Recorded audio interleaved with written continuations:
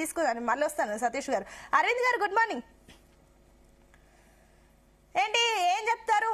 కేటీఆర్ ఏమో అసలు ఎవరిని అడిగి వెళ్ళారు, ఎవరిని అడిగి సంతకాలు చేశారు అని ఒక మాట అయితే అనడం జరిగింది. ఎందుకు అంటే గతంలో మీ పాలనలో మీరు అన్ని అడిగే చేశారా అన్న ప్రశ్నలు కూడా వస్తున్నాయి కదా.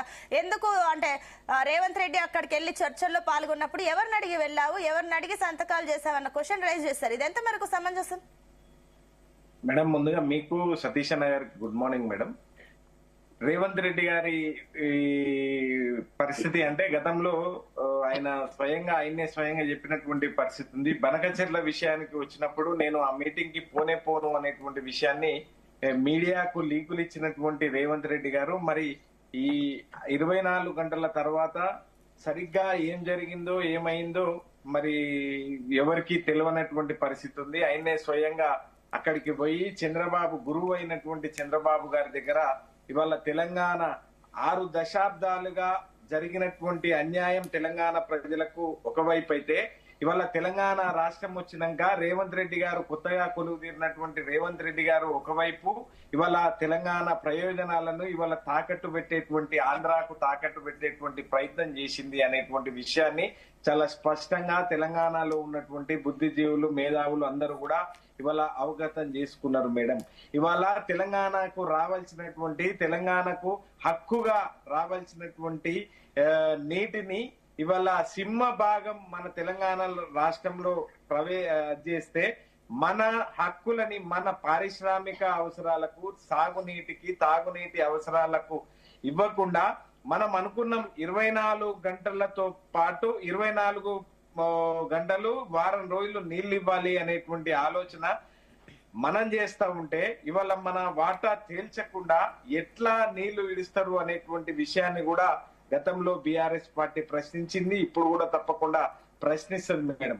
అంటే మీరు ప్రశ్నిస్తామంటున్నారు. సరే, మరి ఏదైతే గతంలో కేసీఆర్ రాయలసీమని రతనాల సీమగా చేస్తామని కమెంట్స్ తెలంగాణ ప్రజలు చెప్పారా ఆ మాట?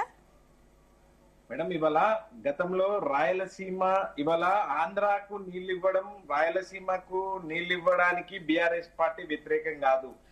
మన వాటా తేల్చిన తర్వాత మనకు రావాల్సినటువంటి, మనకు హక్కుగా రావాల్సినటువంటి వాటా అయిపోయిన తర్వాత మనకు అన్ని పారిశ్రామిక వాడలకు, తాగునీటికి, సాగునీటికి నీళ్లు అందిన తర్వాత ఆంధ్రాకో లేదు అనుకుంటే రాయలసీమకు పోవాల్సినటువంటి అవసరం ఉండే మేడం. గతంలో మీరు చూసిండ్రు, వరి ధాన్యం ఉత్పత్తిలో మన రాష్ట్రం 12వ స్థానం ఉంటే తెలంగాణ రాష్ట్రం ఏర్పడినాక కేసీఆర్ గారు ముఖ్యమంత్రి అయిన తర్వాత నెంబర్ 1 స్థానంగా తీర్చిదిద్దినటువంటి ఘనత కేసీఆర్ గారిది. అది ఎవరు అవునన్నా ఎవరు కాదన్నా ఇవాళ రేవంత్ రెడ్డి గారు అయిన దాన్ని ఆకిట్లా పెడతా ఉన్నాడు, కాందాన్ని కంచాన పెడతా ఉన్నాడు. పాపం ఆయనకు ఇరిగేషన్ అంటే కూడా ఏందో కూడా తెలియనటువంటి పరిస్థితి ఉన్నది. ఆయనకు ఏం తెలుసు ఆ కాంగ్రెస్ పార్టీకి సంబంధించినటువంటి నాయకులకు బాగా తెలుసు. కేసీఆర్ గారికి చెరువుల గురించి తెలుసు, కేసీఆర్ గారికి కుంటల గురించి తెలుసు, కేసీఆర్ గారికి ఇవాళ ప్రవహిస్తున్నటువంటి నీటి టీఎంసీల గురించి తెలుసు. ఆయనకు ఇవాళ దురదృష్టం ఏంది అంటే జై తెలంగాణ అన్నటువంటి వ్యక్తి ఇవాళ మన రాష్ట్రానికి ముఖ్యమంత్రి కావడం మనందరి దురదృష్టము అనేటువంటి విషయాన్ని కూడా నేను ఈ సందర్భంగా తెలియజేస్తాను. ఆ విషయాలన్నీ పక్కన పెట్టినా నేను మీకు ఇందాక ఒక క్వశ్చన్ స్ట్రైట్ గా అడిగాను అరవింద్ గారు. ఏదైతే కేటీఆర్ ఒక కమెంట్ అయితే చేయడం జరిగింది, ఎవరిని అడిగి నువ్వు చర్చకి వెళ్ళావు, ఎవరిని అడిగి సంతకాలు చేసావు, తెలంగాణ ప్రజలను అడిగావా, ఎవరిని అడిగి వెళ్ళావు అని చెప్పేసి సీఎం రేవంత్ రెడ్డిని అనడం జరిగింది. ఈ కమెంట్స్ కి మీరు ఎలా సమర్థిస్తారని చెప్పేసి నేను అడిగాను. మేడం, తప్పకుండా నిజంగా ఆయన ఎవరిని అడిగి పోయిండు బనకచెరుగా విషయానికి వచ్చినప్పుడు నేను పోను అని చెప్పి 48 గంటల ముందర చెప్తాడు. 24 గంటలు గడిచిన తర్వాత అసలు ఏమైందో ఆయనకే తెలియదు. మళ్ళీ పోతాడు, అక్కడ ములాఖాత్ అవుతాడు. ఇక్కడ అపెన్స్ కౌన్సిల్ మీటింగ్ అంటే అది కాదు అని చెప్పి మాట్లాడతాడు. మరి ఇది కమిటీ వేస్తా అని నెల రోజులలో కమిటీ వేసి పూర్తి నివేదికలు తెప్పించుకుంటా అని చెప్పి అంటున్నాడు. ఎవరిని అడిగి నువ్వు అది చేసినావు? దీనికి చట్టభద్రత ఎక్కడ ఉంది? అసెంబ్లీ తీర్మానం చేసిండ్రా, లేకుంటే క్యాబినెట్ తీర్మానం అయిందా, జనం తీర్మానం అయిందా? ఎట్లా మీరు నెల రోజులలో కమిటీ వేసి ఆ నివేదిక మేము పంపుతాము అనేటువంటి విషయాన్ని మాట్లాడుతూ ఉన్నాడు రేవంత్ రెడ్డి గారు. ఇవాళ అంటే ఎవరిని సరే అడిగి మీరు ఇప్పుడు పోయిందో ఎవరిని అడిగి అనేటువంటి అని మీరు విషయాన్ని కూడా క్వశ్చన్ రైజ్ చేసినప్పుడు మీ 9 ఏళ్ల పాలనలో మీరు ఎవరిని అడిగి నిర్ణయాలు తీసుకున్నారు? మీరు ఎవరిని అడిగి అభివృద్ధి కార్యక్రమాలకు సంబంధించి ఇది అభివృద్ధి ఇది అవుతుంది అని చెప్పేసి మీరు ఏ రకంగా డిసైడ్ చేశారు? ప్రజలను అడిగారా మరి మీరు మీ 9 ఏళ్ల పాలనలో? మేడం 9.5 సంవత్సరాలుగా తెలంగాణ ఇవాళ అన్నం లేని తెలంగాణ నుంచి అన్నపూర్ణ తెలంగాణ రాష్ట్రంగా అవతరించినటువంటి తీరు మీరు నేను ఆ చూసింది. పాయింట్ నాకు అర్థమైంది. పంటల దిగుబడి ఎగుబడి ఇవన్నీ విషయాలు ఓకే, అవన్నీ అందరికి తెలిసింది. నేను అడిగిన పాయింట్ ఏంటి, మీరు ప్రజలను అడిగి తీసుకున్నారా నిర్ణయాలు?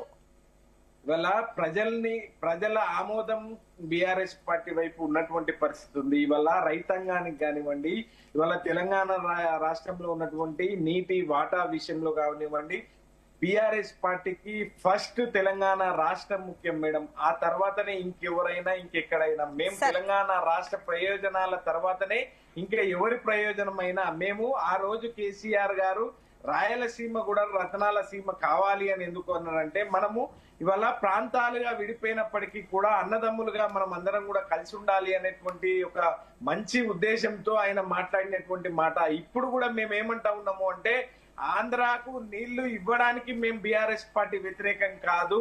ఇవాళ తెలంగాణ రాష్ట్రానికి రావాల్సినటువంటి హక్కుగా మనం సింహ భాగం ఇవాళ గోదావరి తెలంగాణ రాష్ట్రంలో ప్రవేశిస్తది. మనకు అనుకున్నట్లు 24 గంటల పాటు ఇవాళ 24/7 మనకు నీళ్ళు అందించాలి అనేటువంటి ఆలోచన తెలంగాణ చేస్తా ఉంటే ఇవాళ ఈ ప్రయోజనాలు ఏవి కూడా కాకుండా మీరు ఎట్లా అప్పచెప్తారు అనేటువంటి విషయాన్ని మాత్రమే మేము మాట్లాడినాం కానీ వేరొకటి కాదు. గతంలో కూడా ఇవాళ కేఆర్ఎంబిని ఇవాళ పక్క రాష్ట్రానికి ఆయన అప్పచెప్పినటువంటి పరిస్థితి ఉంది. దాన్ని కూడా పెద్ద విజయంగా భావిస్తా ఉన్నాడు అనేటువంటి విషయాన్ని కూడా ఇవాళ తెలంగాణ ప్రజలు మాట్లాడుకుంటున్నారు. కాళేశ్వరం సీతారామ ప్రాజెక్టు కట్టినప్పుడు ఇదే చంద్రబాబు నాయుడు గారు కేంద్రానికి లేఖలు రాయలేదా మేడం? ఇవాళ కేంద్రానికి లేఖలు రాసి కాళేశ్వరం ప్రాజెక్ట్ ఆపాలి, సీతారామ ప్రాజెక్టు ఆపాలి అని చెప్పి మాట్లాడినటువంటి వ్యక్తి చంద్రబాబు వాళ్ళు ఆపాలని లేఖలు రాసినప్పుడు ఇక్కడ ప్రాజెక్టులు ఏం ఆగలే. ఇక్కడ నుంచి రాసినప్పుడు కూడా అక్కడ ఆగవని చెప్పేసి వాళ్ళు అదే కాన్ఫిడెన్స్ తో అంటున్నారు. సరే మళ్ళీ వస్తాను Arvind garu, come back to you, please wait. అదే విధంగా ప్రొఫెసర్ గాలి వినోద్ కుమార్ గారు కూడా జాయిన్ అయ్యారు. వినోద్ కుమార్ గారు గుడ్ మార్నింగ్. Good morning. మొన్న ఏదైతే బనకచర్ల ప్రాజెక్ట్ సంబంధించి చర్చలు జరిగాయని చెప్పేసి మాట్లాడడం ఏదైతే జరిగిందో, సీఎంలు ఇద్దరు